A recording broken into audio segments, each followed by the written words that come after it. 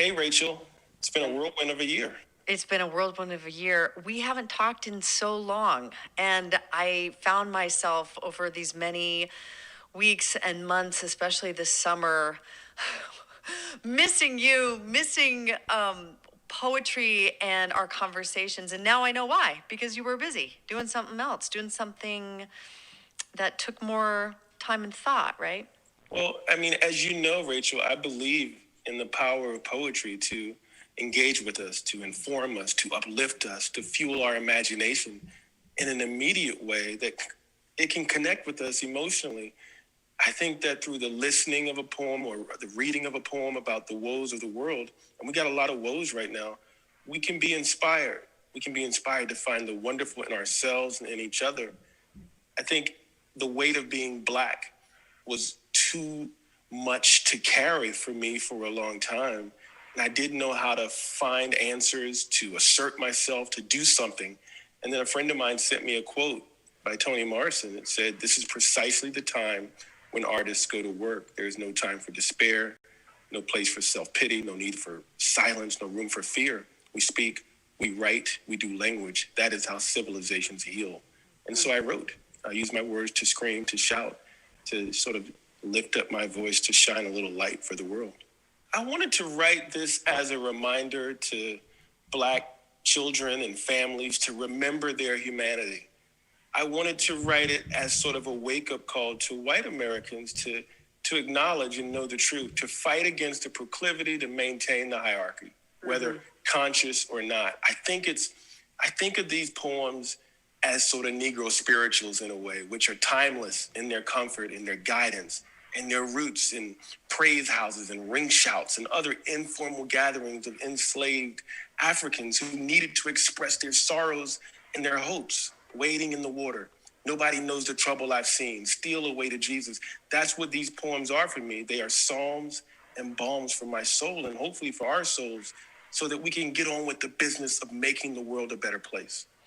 You wrote on the back, on the book jacket, that this is in the tradition of James Baldwin's A Report from Occupied Territory. And I sat with that work over the weekend, read James Baldwin's words, and it is eerie. Eerie doesn't really do it justice, the parallels to this current moment. What did you see in that? How did it help you understand what you needed to write right now? Well, I think in the sense that Baldwin was crying out. It was a plea for our humanity, for the humanity of Black people in particular, of oppressed peoples in general, to be recognized.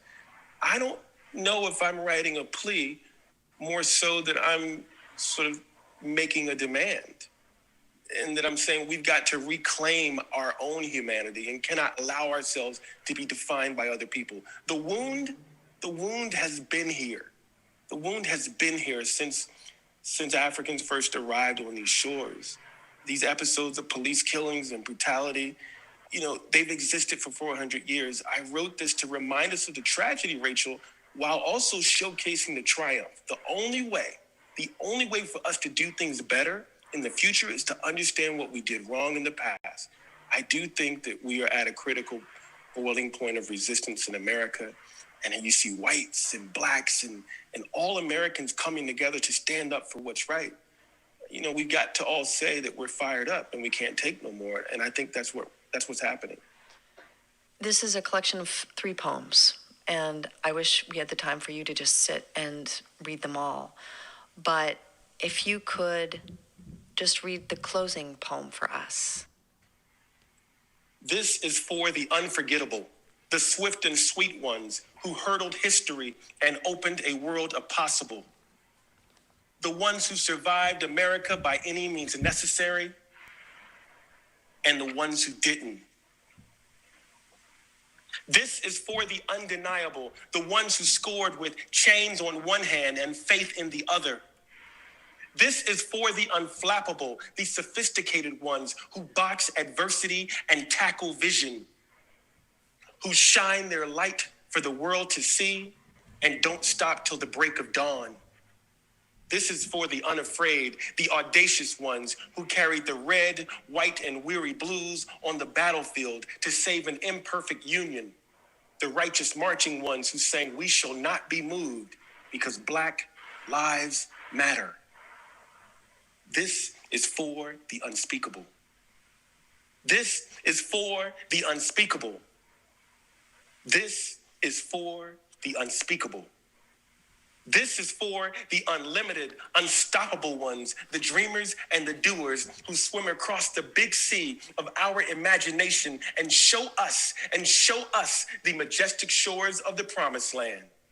The Wilma Rudolphs, the Muhammad Alis, the Althea Gibsons, the Jesse Owenses, the Jordans and the LeBrons, the Serenas and the Sherrills, the Reese Whitleys and the undiscovered. This is for the unbelievable, the we real cool ones. This is for the unbending, the black is the night is beautiful ones. This is for the underdogs and the uncertain, the unspoken but no longer untitled. This is for the undefeated. This is for the undefeated. This is for you and you and you. This is for us. That was The Undefeated, a poem from Kwame's new book, Light for the World to See, 1,000 Words on Race. Okay, this is still on, right? Okay. Bismillah ar-Rahman ar-Rahim. Alhamdulillahi Rabbil Alameen. Well, we didn't have an emergency meeting after I heard that, but I want you to, I saw a few lookups.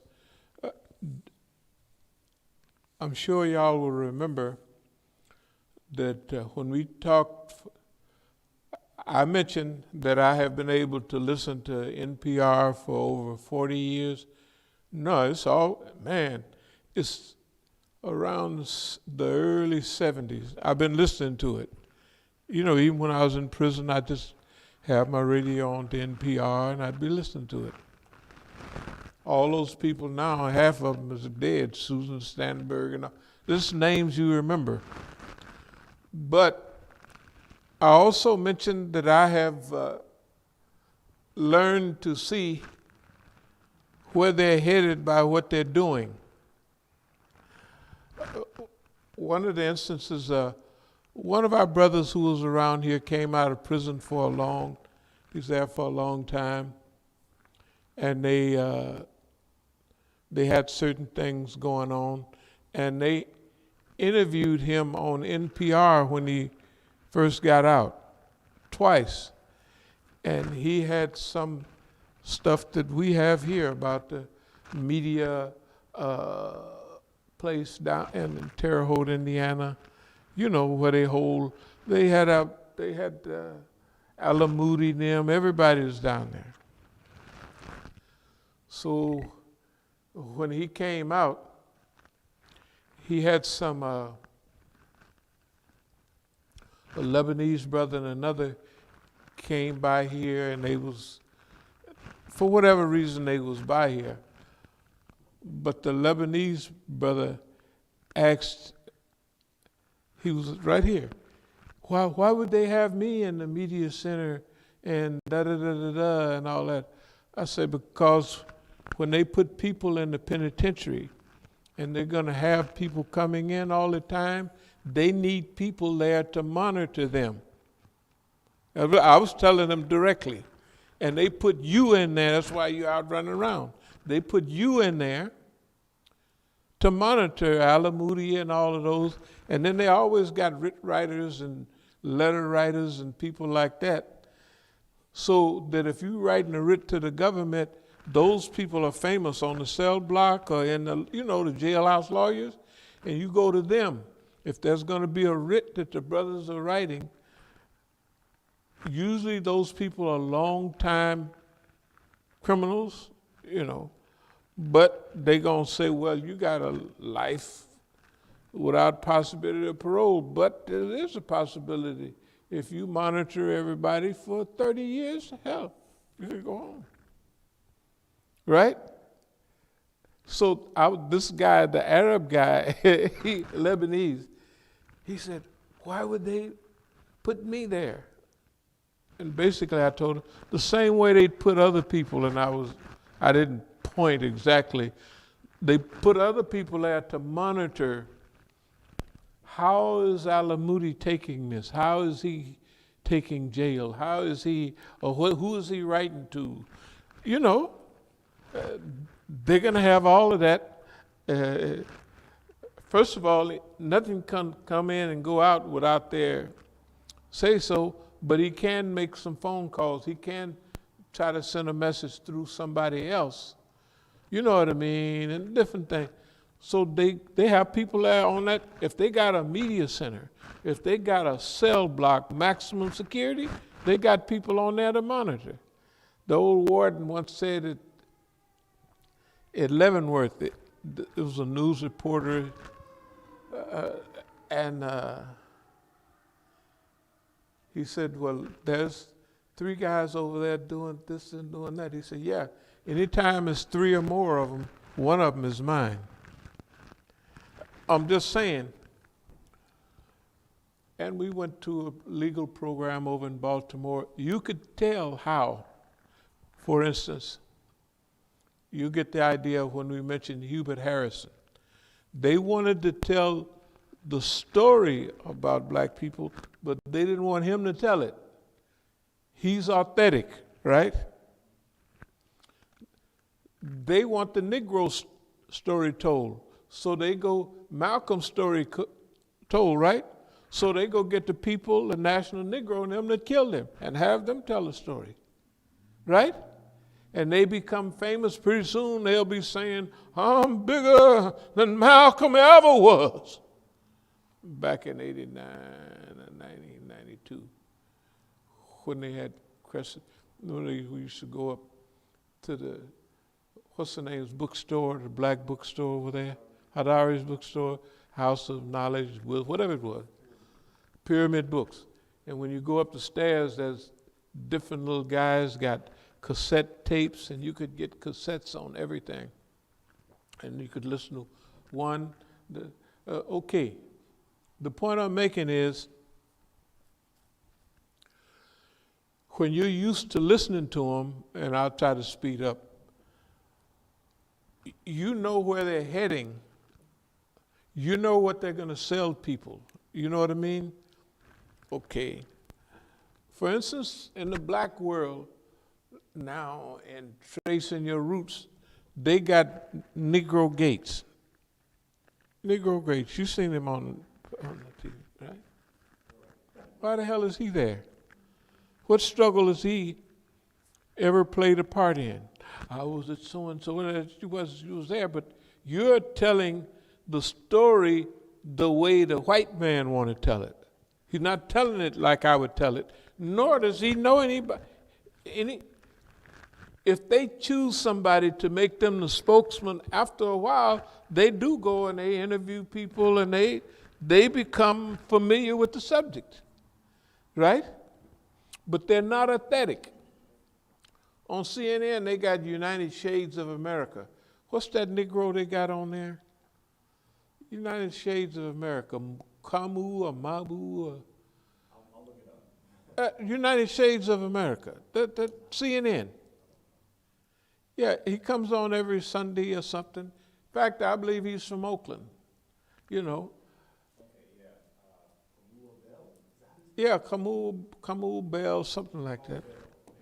He has the program he's on every week, and he's showing he's never, the only black person he would ever have really come in contact with was when he was a little child and somebody run over him trying to get away from somebody. But no, I mean, he lives in Oakland, he's black.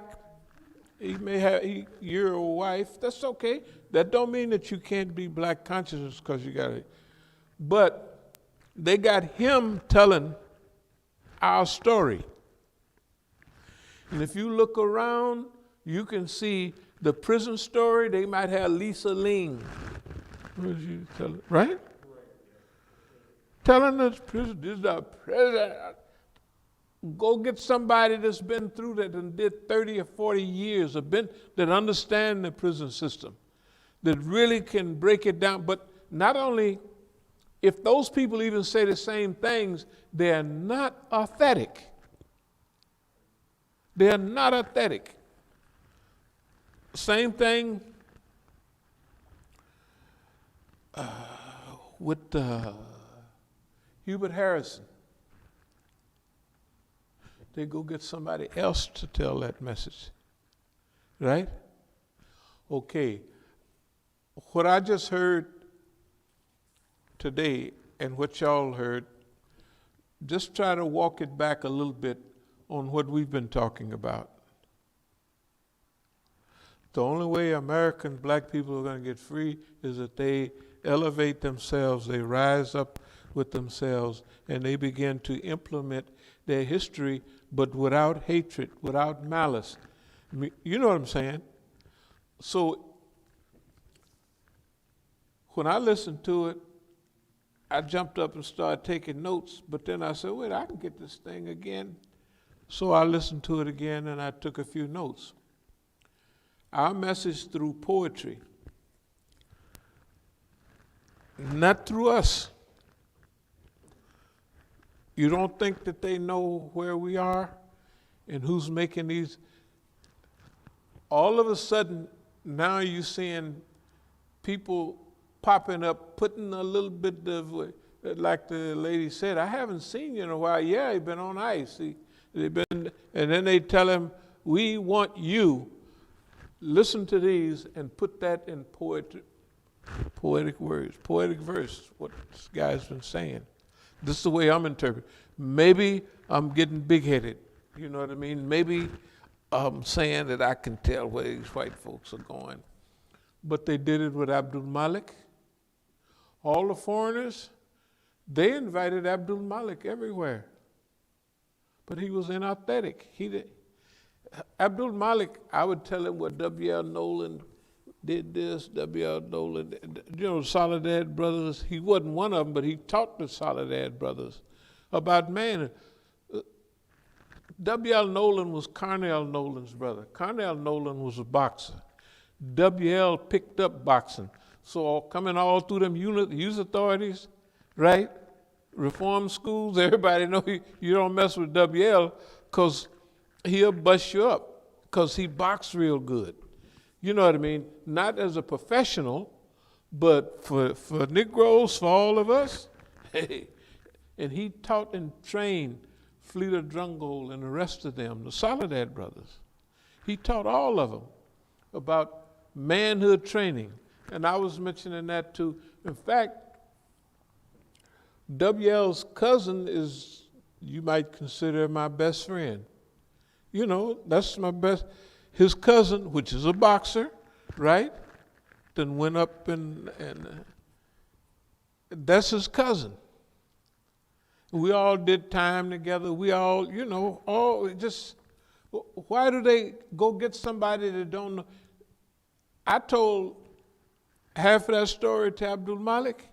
He went and got a book, and 3 days later he'd come back, man, let me tell you, said W.L. Nolan did this, W.L. said, okay, good for you, good for you. And when they go down, same thing they would do with Hashim Alauddin. I was sitting up when I went down to Al-Ghazali School in Texas. He was teaching there several years back. And he was talking about the black movement and da-da-da-da-da. And he was getting deep and talking. Now, you can ask anybody who was in our masjid in Oakland. He was over at Berkeley. So all the young Negro ladies would come and ask, can you talk to Hashim for me? And da-da-da-da. Now, these is what we call, you know, you see Berkeley students, tenders. Niggas call them. This is tenders. What was Hashim's position? He said in a meeting, you could not melt a black woman and pour her on me. And it's true. He didn't have 2 wives that I know of were Iranians. Because they like, he get a divorce, but still, he's teaching that black class and talking like he's a revolutionary. And I said, that's when I spilled the beans on him down there in Texas. I said, I can't take it no more because they don't have a self-monitoring. They're sitting up there talking black, black, black, black, black, black, black, black. I said, this nigga here done said, first he don't know nobody black, you know what I mean? And he didn't run across any gangsters at UC Berkeley, that's for sure. You know what I'm saying? So this is the type of thing, the information that we get about the struggle nowadays, it don't come through most of the people that was in it. It comes through like the drug thing. Everybody know that when I was dealing with the drugs. Then you have the imam up in New York, drug busters, dope busters. But that's when he came down here, though. He said, that's my imam now. He told me about that stuff, about what was going to happen and who. Yeah, sure, I told him. I said, yeah, you're going to look like a fool. Jumping up and down like you're on their side and we're the bad guys, using drugs. This is in the early 90s, that type of time. And later on in the middle 90s over there. What I'm trying to say is, for decades, when they kill and destroy and break up the real people, then the others, their house Negroes tell the story. And they build them up as though, Louis Gates, or whatever his name is, he be taking everybody back to the continent, and like he was really, you look at his middle class life, I said, that boy went to Columbia somewhere. Yeah, he went to Columbia. And I just can't think of the gangsters that went there to Columbia with him. You know what I mean? When I heard this, that's exactly what I didn't even have to think about it. I said, oh,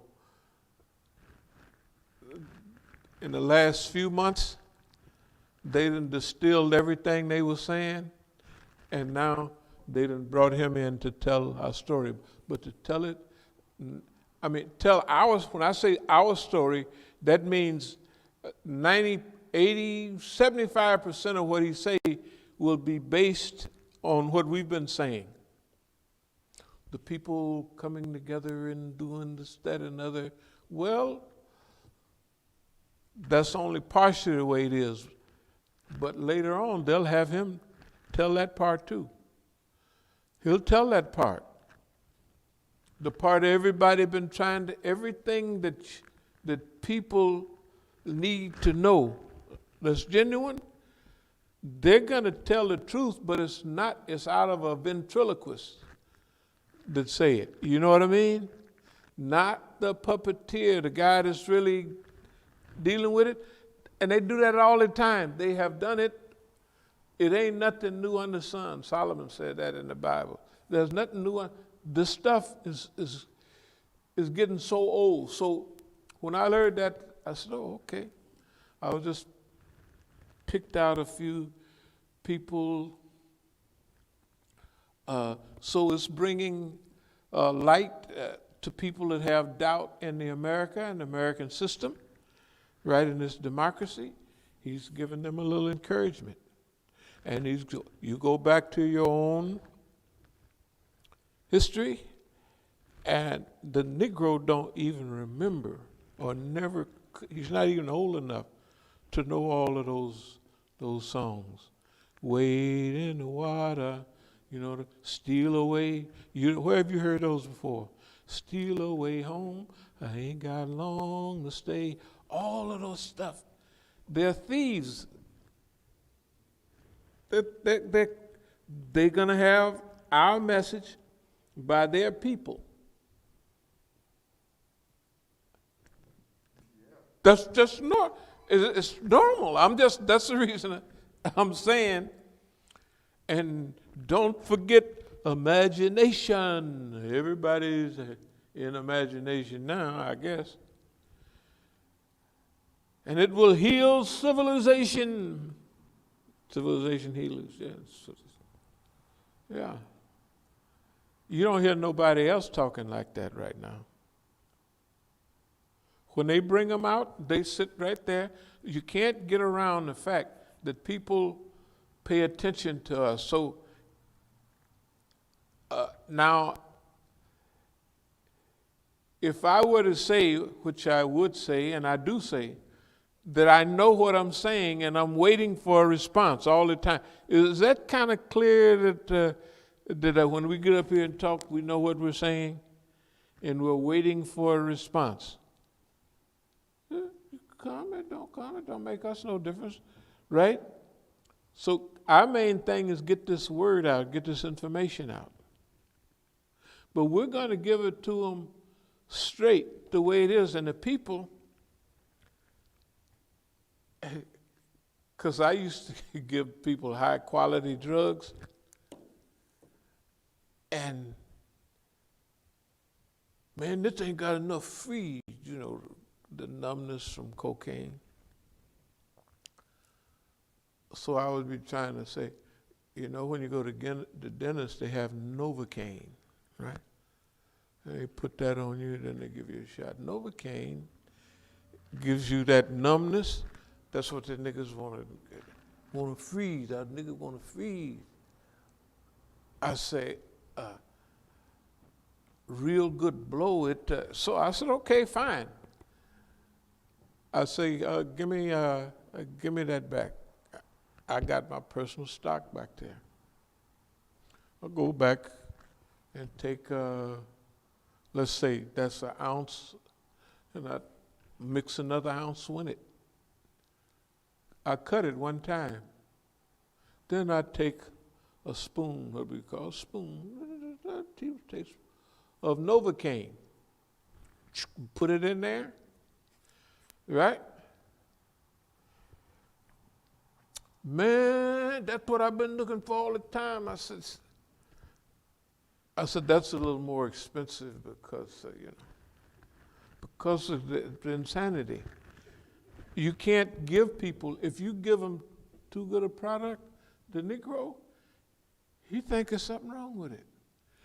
Man, now some connoisseurs, I have to restate it, a lot of people know what really good things are. Like a lot of people know what good information is. They process it, everything. But people are so accustomed to getting SHIT that if you give them gourmet stuff, man, how much that go? No, you can have that. That's just free. The food is gourmet. People would call it gourmet food, right? It's a Negro. He comes over from across the street, and he always have money in his hand. But he get the plate, and he walks on out.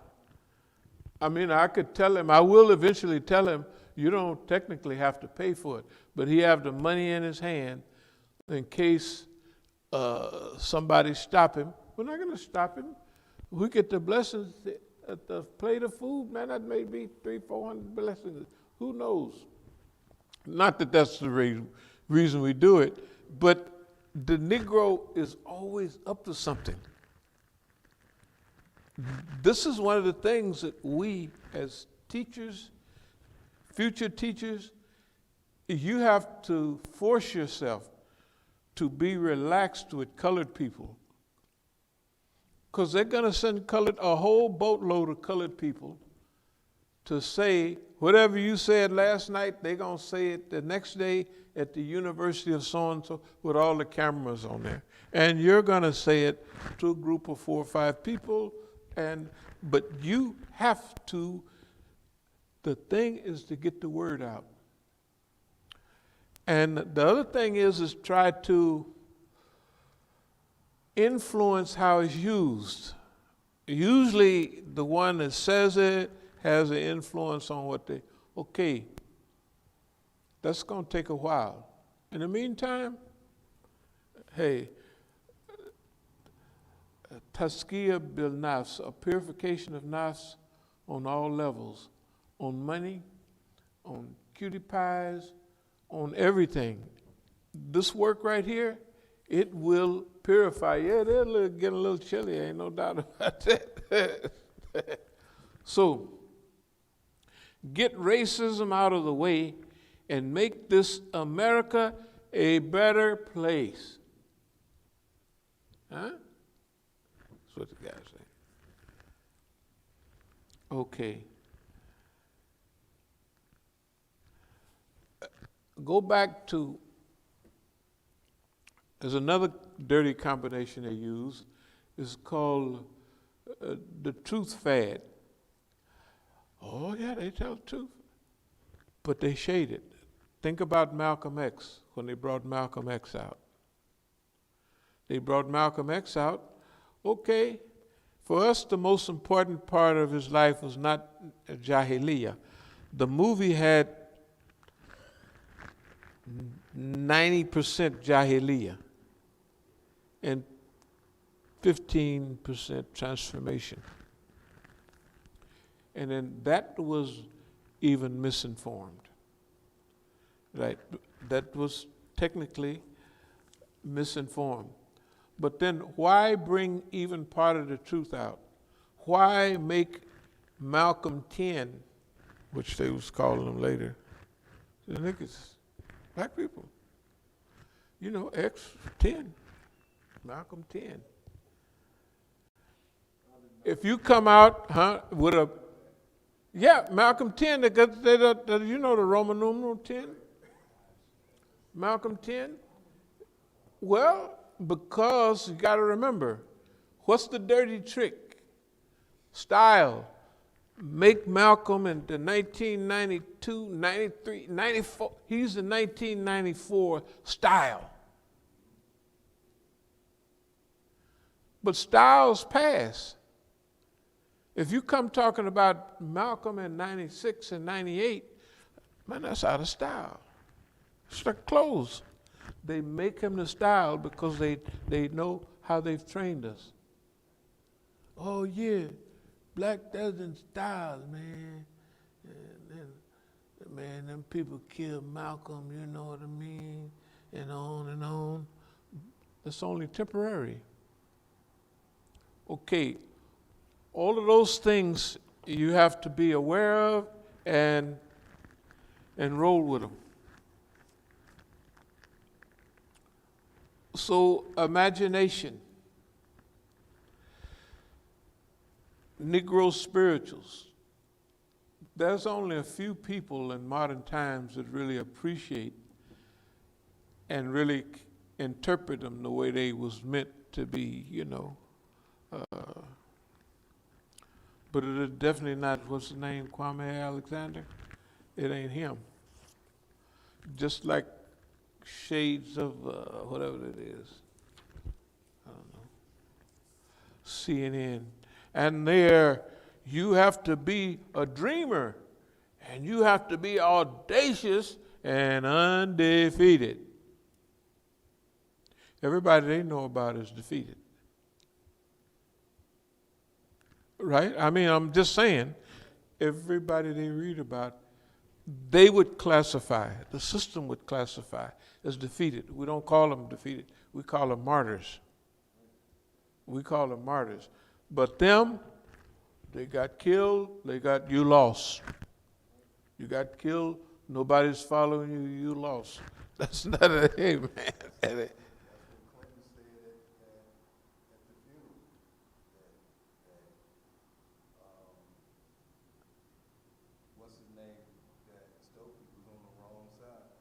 Wrong side of history.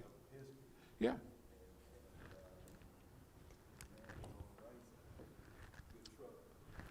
Well, see, I don't want to go way back, but that clown, Bill Clinton, you remember Sister Soldier? They were saying, yeah, and that lying old hag, what's her name, his wife? She's a hag now. She used to be a tender.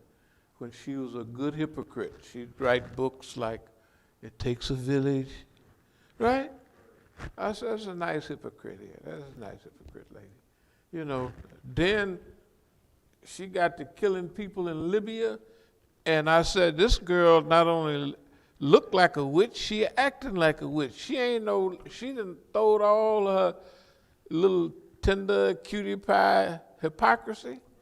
You know, in the old days, that was the healthiest, shapeliest white woman than any other woman I ever seen. You ever seen her from down below, right? Tell the truth. That child was healthy. I said, Bill is intimidated by that girl. She got more sense than he do. She's probably calling him stupid, and so he can't get nothing going.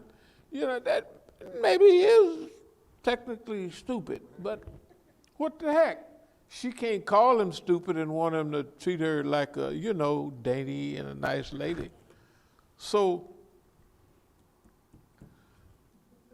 Bill, the first black president, nigga blowing a saxophone with sunglasses on. I said, man, this is how silly people are. You got to remember.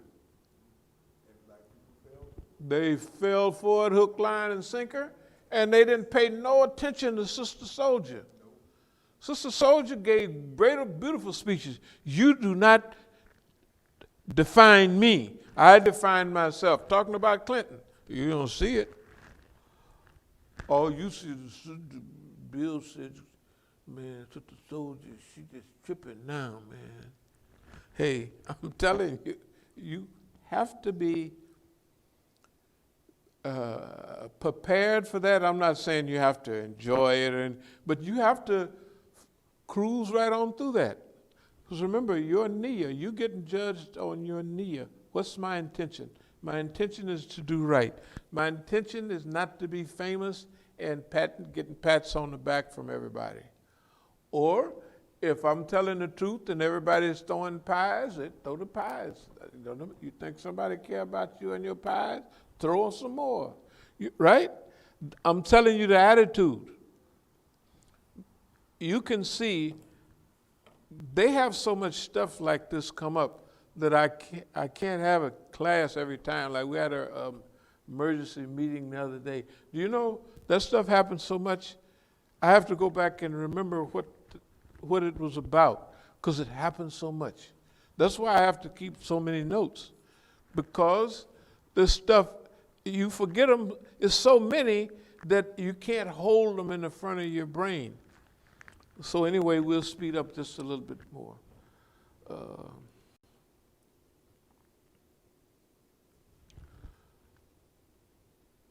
Going in with this, all U.S. allies are drug dealers.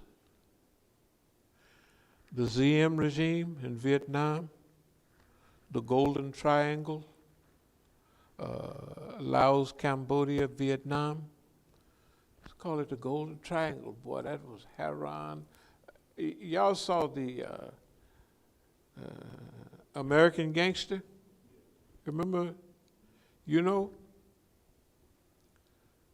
that Negro, now the money they was talking about, we knew, first of all, I'm from California, but we knew bodies was coming back and Haran was in body bags, and I'm in California.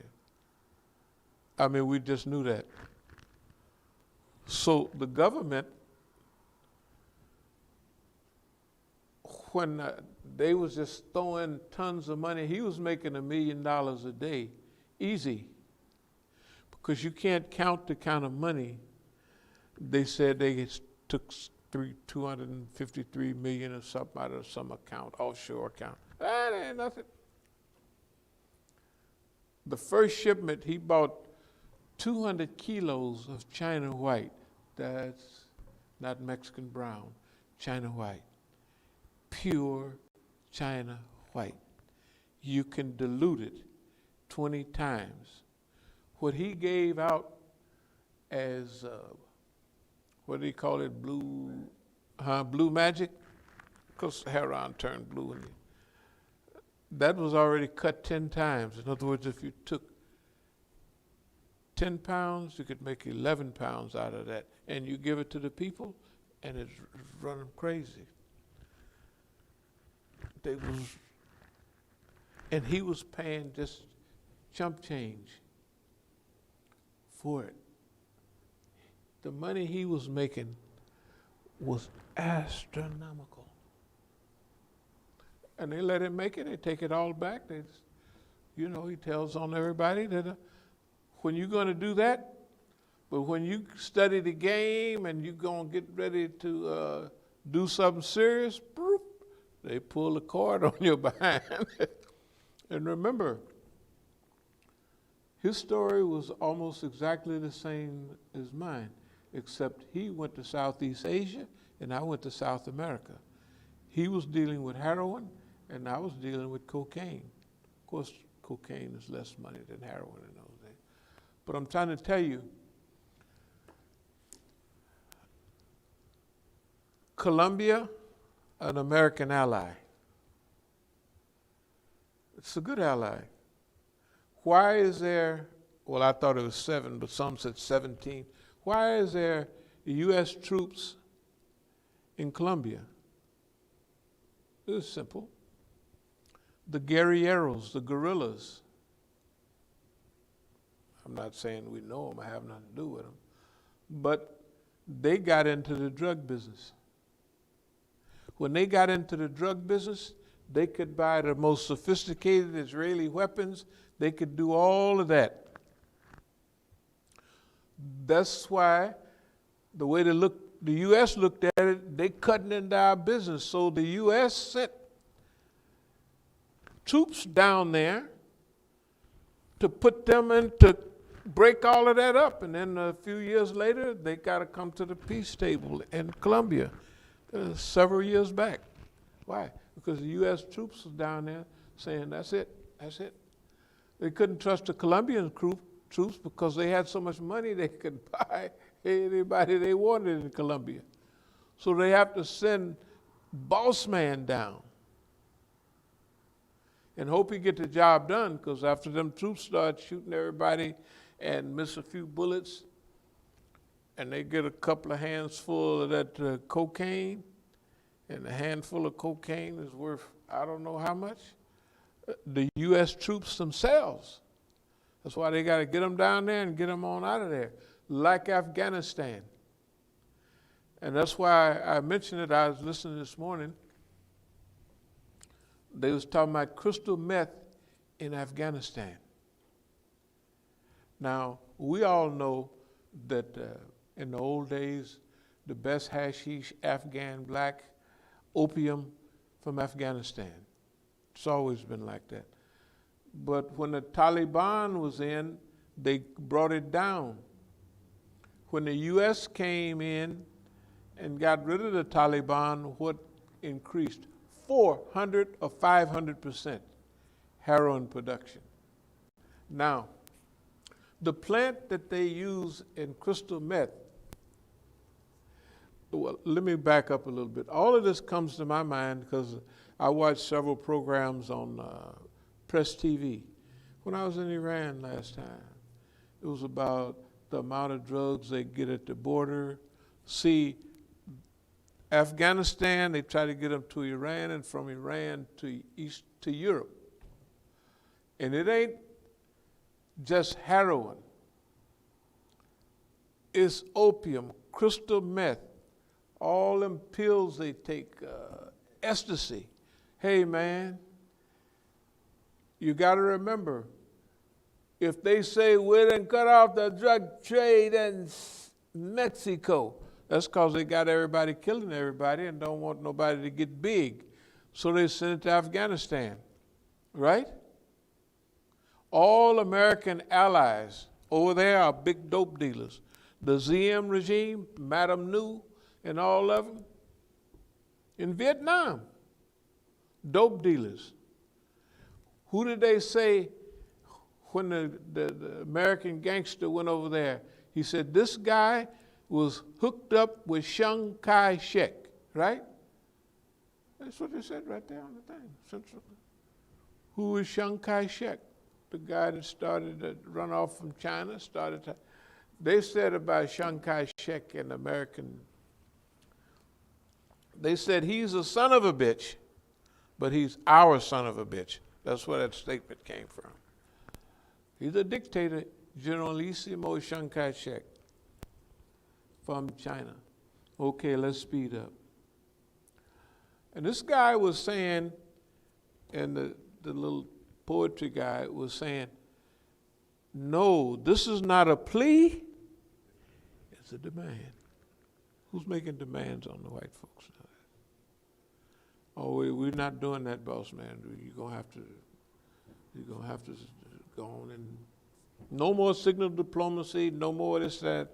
We're not doing that. We know you mean well, but just have to come out of the closet, right? In other words, if you listen to us, we're not asking anything right now. We're making demands. Tell me the Negro that's making demands.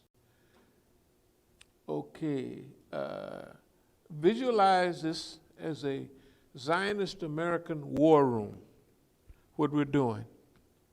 And they're there, you know, where they have a war room and they pushing planes and boats on them long sticks all around. You think of this as a media information war room. And they got them earphones listening to everything that we say and do. And they got Negroes, instead of boats, they got Negro. Push this Negro over here. I'm telling you what they do. You could see them, look. I can visualize it as though I'm there right now. Why? Because it's happened too many times.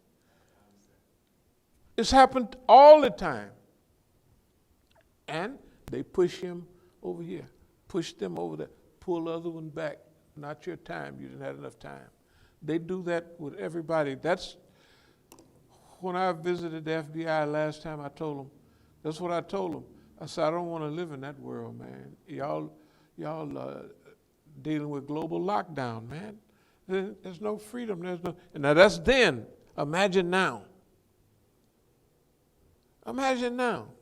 This is so deep. I looked at, I just happened to be looking at books. Right. And when you looked at the books written by contemporary black people, Right. all sold out. Yeah. Every book written by the so-called, current authors, Right. you couldn't get them. Right. I said, okay, this is what's happening. So I understand that, clearly that they're positioning their people as the next, authority on what black is or what. They're doing that, but remember, this is what we have to keep in mind. Pharaoh had a plan too, and he got drowned. The British had a plan. All the people have had these big plans. That T-shirt said they had plans. They made those plans too. They fell through. This is something, like this could be with weights, it could be with basketball. In basketball, you're supposed to follow through. I don't know much about it, but I know you're supposed to follow through with the shot, right? Why do sometimes people turn around and go back? Because they can taste it. That's in. You know what I mean? They just, no, I'm gone. I know that's in. 99 out of 100 times, that ball, when they turn around and go back, they know it's in. Everything is a sin. They can taste it. When we used to lift heavy iron, and you warm up and you get up to almost your max, then you put on, you say, tonight I'm going to load on 10 pounds over the max. And you sit there a while, then you can taste it. After that, it's all over. Whop, up it comes. That's the way America is now. We can taste its decline, but it's not that we want to re-engineer things, but our goal is always to do everything with as less trauma as possible. It's not just because the most trauma gonna hit us first, right? That's just this is a basic rule. When things bad happen in the society, it's the poor. When it's big tragedies and all of that, the ones that hurt the most are the poorest in the society. And they say we're 81, 85 times poorer. I don't even, it's not that I don't believe them, but that's ridiculous, right? Have anybody heard that? It's ridiculous. It's ridiculous. So the poor, whether it's health care, whether it's seat assignments, whatever it is, if you got money, you're going to get better health, better this, better that, right? And if you don't have it, you're going to be at the bottom. This was our earlier understanding, and it still has credibility. It's not an illusion, because everybody can see it. So in the old days, we might focus more on just acquiring wealth, but now it's a combination of things. It's not just wealth. It's making America a good place to live, or making the world a good place to live. It don't make no difference what they do. So visualize this as a Zionist American war room. That's what it is. And no matter what you believe, as you review these right here, just think what you're going to hear. Every time we open our mouth, they get busy.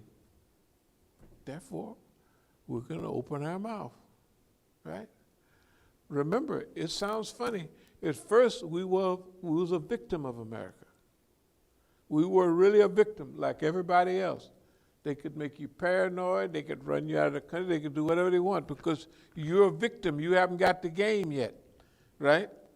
You don't have confidence yet. You don't have, you got to go through stuff that they do in later life is different than in the early years. When the early years, when I come back and try to clear up my case in the U.S., they put me in 3300 in the L.A. County Jail. That's the crazy house part.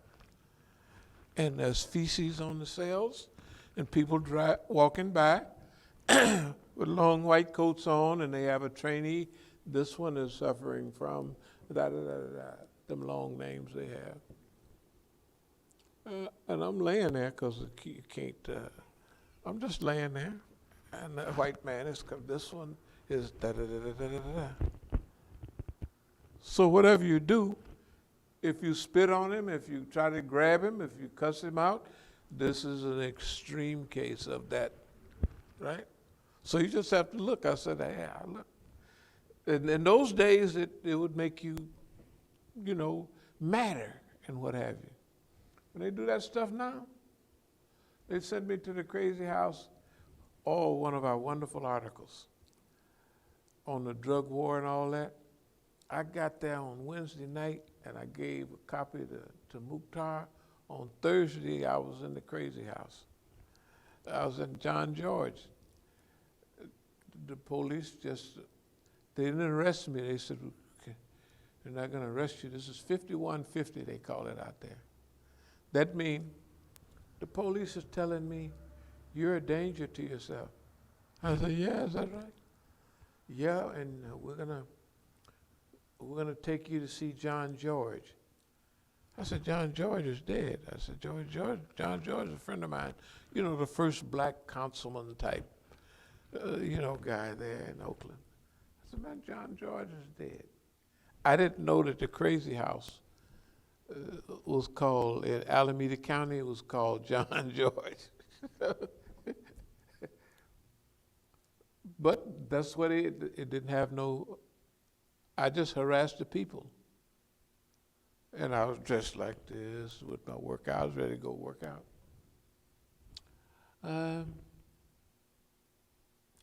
Are you homeless? I said, am I homeless? This is when I said, look in my wallet there. That said, you got my wallet. Look in the side. I said, what do you see?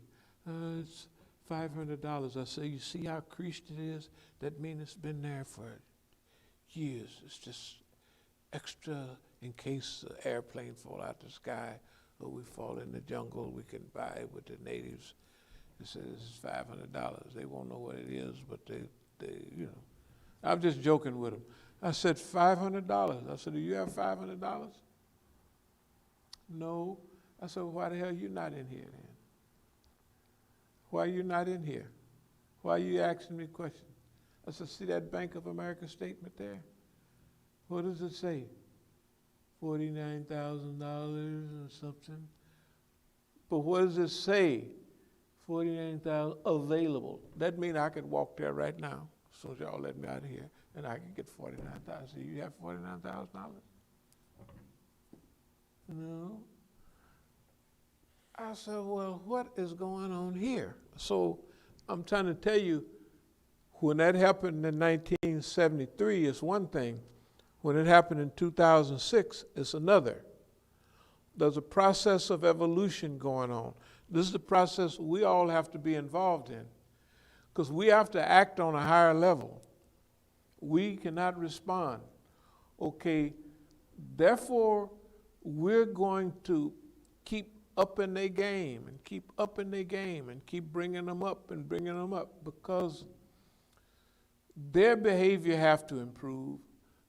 The cognizance of the people have to improve. We have to say this last month, 2 months ago, so we can come back right now and tell the people we just said it, and then they can go right there. And we got the where we talked about it, what we said. We can say you go back a month and a half, 2 months, there it is. Okay, anyway.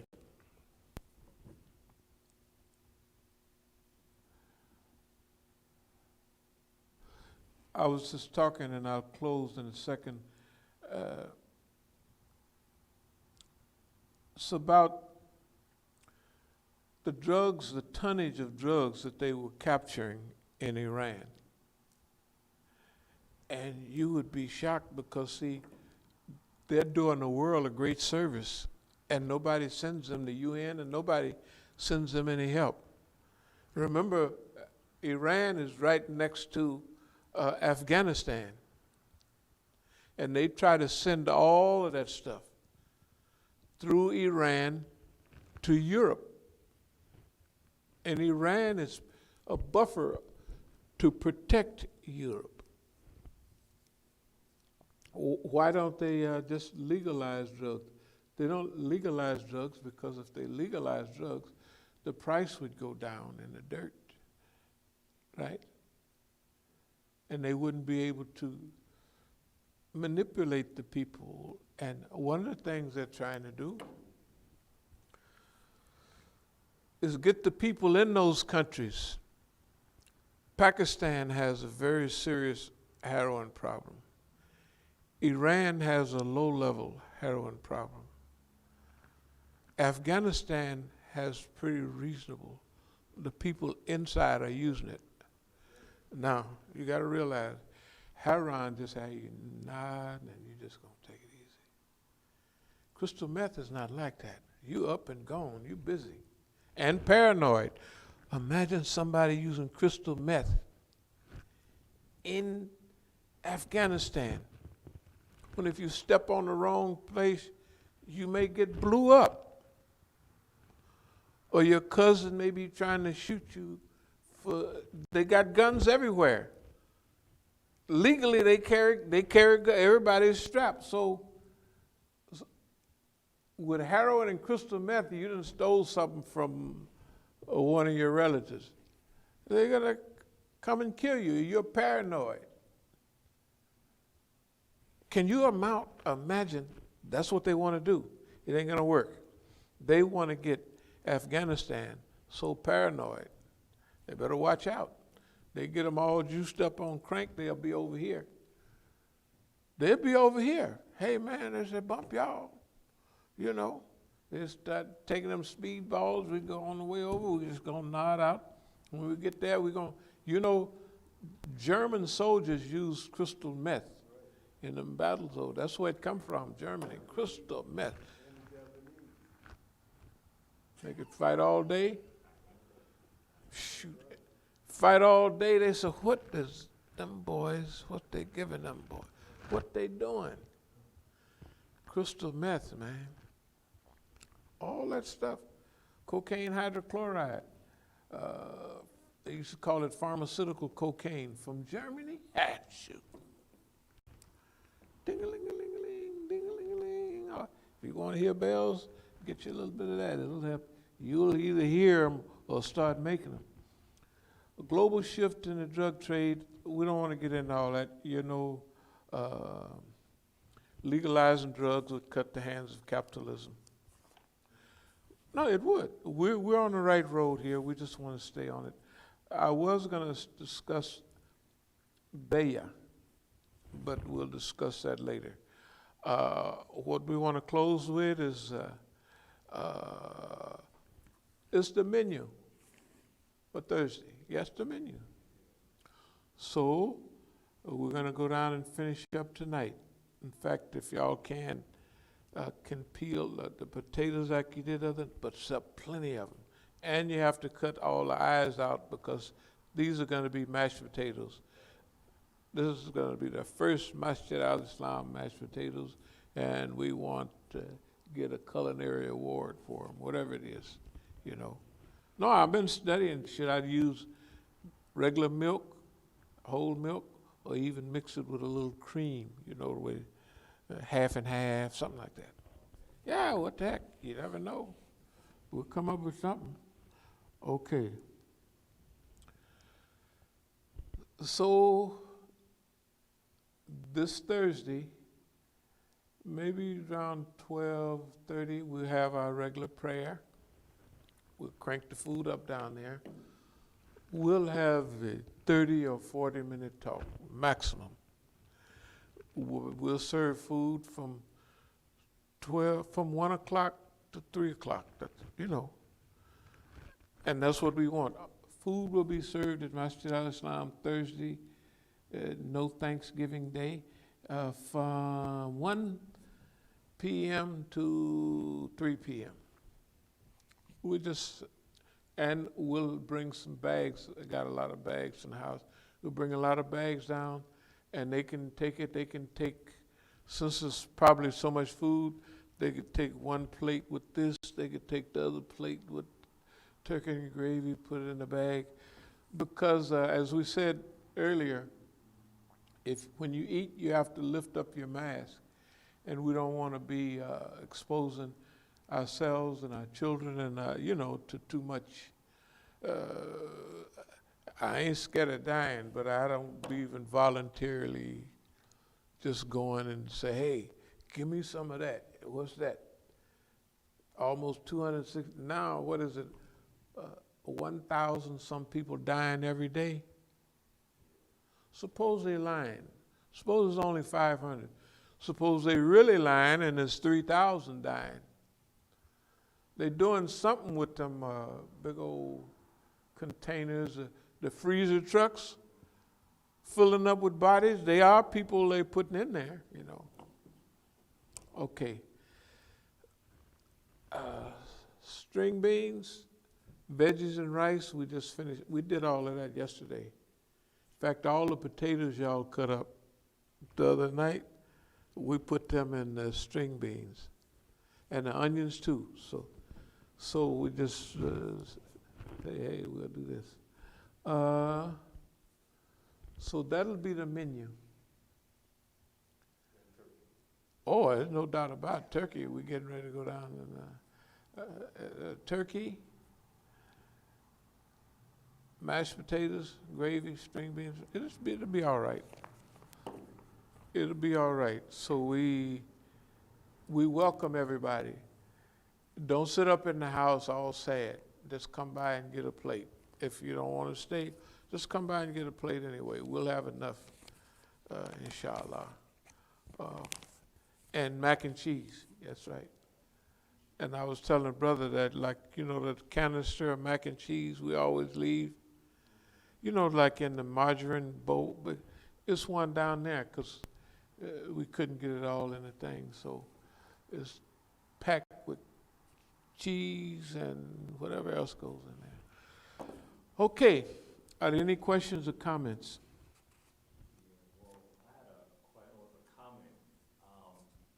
I thought the same thing that you were thinking when I guess you saw the interview with Kwame Alexander. It was yesterday morning. I was listening to NPR around 11 or 10, and I heard they were doing a newscast or telling about a story about there was a church, and the church had opened its doors to housing the homeless. Right. Winter months. And there was a stabbing that had happened there, and that was in the news Yeah. that particular morning.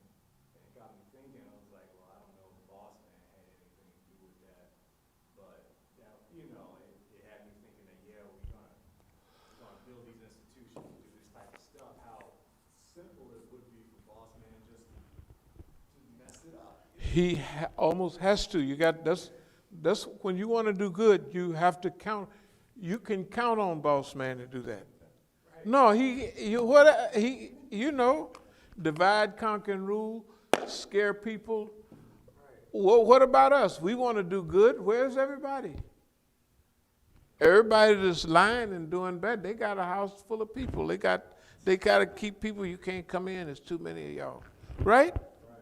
I'm telling you, you have to. I'm just saying, those are the things you get ready for. But those are the good tests to develop human character. That's what we're trying to do. Okay. Any more comments? Oh, yeah, the sister did say this was concerning about the news and how they lie all the time. And she said how they try to color it a little bit to fulfill their own. Yes. She said, very true. What we are all told, all in all, is rubbish. We aren't told the truth. We are told what they need us to know and not what we need to know. Sadly, crazy world. Yeah. Yeah, that's the world we live in. And remember, what we're doing out of choice.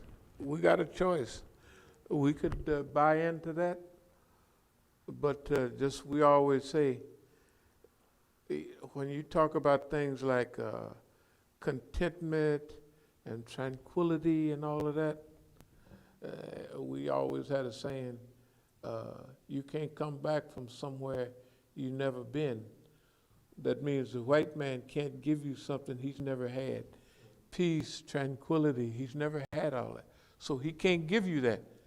So he can't come back from somewhere he's never been, because it just makes a little sense when you color it. Anyway, yes, no, we're doing, every day we pick up something. And you got to remember, they're sitting there, and so they figure we got this surrounded, that surrounded, and they're only getting the information that we feed them. Well, we've been doing that for I don't know how long. And so we learn how to read signs. That's what we do. We saying this based on we know that's what you do. And then the other thing, everything they've ever done has encouraged us to do better. When they tried to run us away from the black movement by getting us involved in drugs, they ran us into it by the Black Economic Enterprise Zone. That's right? And they try to scare you away from the movement, they force you toward the movement. Everything that they do, it has the opposite effect. So that's why we say, keep on, boss man. We happy. We're actually, I ain't gonna say we're happy. It sounds crazy, but so far so good. Are there any more questions or comments? Okay. Yeah. Go ahead. Go ahead. Just happened to have the same while you were talking. I just saw this earlier today, but maybe this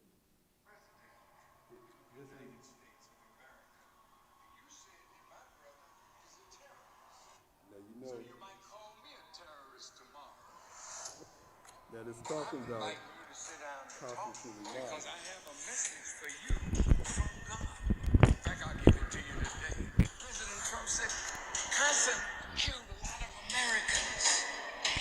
He's a bad man, so I killed him. Where were the men that he killed? Did he kill them in New York? Did he kill them in Philly? Did he kill them in Colorado or California or Florida? Where did he kill them? He killed them in Iraq. What the hell were you doing in Iraq? Who called for you to come there? An occupying army. What are you doing in the Middle East? That man was no terrorist. How many Iraqis did American soldiers kill? Tens of thousands. How many Americans lost their lives? Thousands. Because you sent them there. Obama sent them there. You sent them to die. Because of your lust for oil. For the treasures of other nations. That's him. My God, this tribulation has become agonizing. No. I stopped it after. I stopped it when he was saying that he killed our brother. Talking about Soleimani. Yeah. Okay. There's people in, let's call it country two, was telling me, you know, I've tried as hard as I can to explain Velayat Faki to somebody. And then somebody walked by. He said, no, this was a lady. Do they believe when they die they're going to go to heaven? Heaven is up there on a ship. I said, oh yeah, of course it is. You ain't never heard of a mothership? 1,500 bombing planes, 1 mile by 1 mile, go into the earth, 1 mile, blow up the bombs. And hey, this is a big deal. Of course, you never heard of the 24 scientists that write history before. You never heard of them, have you? Who? I said, 24 scientists. So you never heard of when the earth got blew up, there's 24 scientists who were gonna blow up the earth, and they blew up the Pacific Ocean, and they blew it out 12,000 miles. It turned over, and the water came back. That's why the Pacific is bigger than that right now. And you don't know all of that? No. I said, boy, y'all gotta get yourself busy, because you don't only know half the story. Okay, so thank y'all very much. Assalamu alaikum wa rahmatullahi wa barakatuh.